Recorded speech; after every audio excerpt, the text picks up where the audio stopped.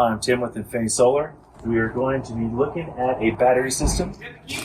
The gateway is right here, which is the ETS, and up here is the Tesla battery. 13.5 kW storage, and we have it combined with a in-phase system of 24 panels. Here, as you see, the middle breaker here controls the Envoy, which is the brains, and then you have a 20 amp breaker to every string. Again, this is a disconnect to turn the system off. Here's another disconnect to turn the battery off. You come down this way.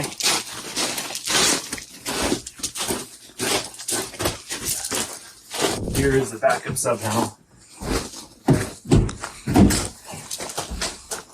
which has a few circuits in there, about 12. Again, the job was done by Infinity Solar, and we did this job in Big Bear.